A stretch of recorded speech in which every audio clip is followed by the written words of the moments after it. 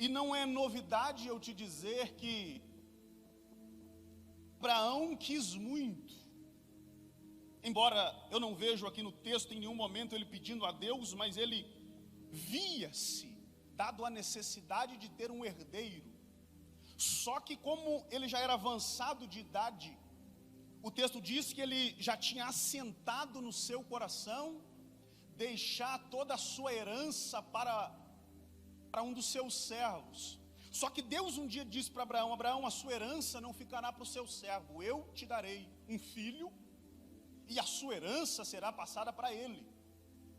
O texto diz que alguns anos depois essa promessa se cumpre e Abraão tem um filho chamado Isaque. E depois de Abraão nutrir com essa promessa, com o seu filho, um relacionamento, o texto diz que Deus chama Abraão a si e exige que Abraão o devolva aquele filho. Deus diz para Abraão: Abraão, eu quero que você me devolva o filho que eu te dei sem que você me pedisse. Você não me pediu, eu te dei e eu quero que você me devolva. Eu aprendo aqui com isso que Deus não nos dá algo que a gente não possa devolvê-lo. Deus só nos dá aquilo que a gente está disposto a devolver para Ele, uma vez posterior. E o texto diz que Abraão diz: já que Deus me deu, eu vou devolvê-lo. Só que Deus faz a exigência da devolução desse filho com alguns critérios. E o critério de Deus para Abraão foi o seguinte: eu quero que você me devolva o seu filho.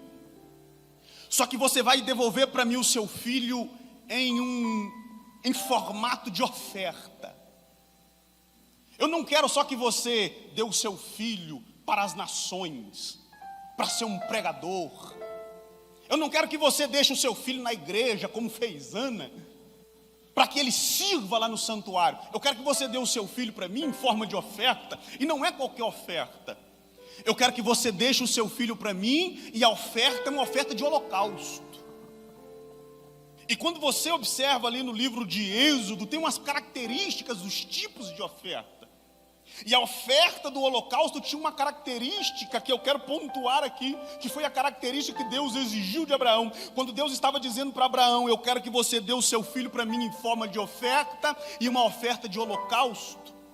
Uma das características da oferta de holocausto era que o animal colocado sobre o altar, primeiro, se degolava o animal, cortava-se a jugular, e depois que todo o sangue fosse aspergido no altar, fosse derramado no altar, essa oferta seria queimada. E a Bíblia é muito clara em dizer, quando narra essas características, essa exigência do holocausto, em dizer que a oferta teria que ser queimada por completo. Ou seja, holocausto é queimar por completo a oferta posta no altar. Quando Deus chama Abraão e diz: Abraão, eu quero que você oferte para mim seu filho, a quem você tanto ama, no altar. E não só isso, eu quero que você oferte ele para mim, além de matá-lo, você terá que queimá-lo e queimá-lo por completo. Aí o texto diz que Abraão diz: sim, Senhor. Não é à toa que alguém se torna o pai da fé. Não é por acaso que alguém se torna alguém de oração. Se tem uma coisa que é especialista em nos tornar experiente em algumas coisas, chama-se o sofrimento. Se tem uma coisa que amadurece o ser humano, chama-se provações. Ninguém amadurece sorrindo. Ninguém amadurece na beira da praia. O nível de maturidade que nós temos hoje, que você tem hoje, muito provavelmente você adquiriu nos seus maiores períodos de sofrimento.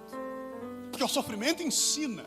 E Abraão está num nível de sofrimento, porque está tendo que ofertar, não só matar, mas também pôr fogo e queimar por inteiro seu filho. Mas o texto diz que mesmo assim, ele começa a caminhar em direção ao lugar que o Senhor o mostraria.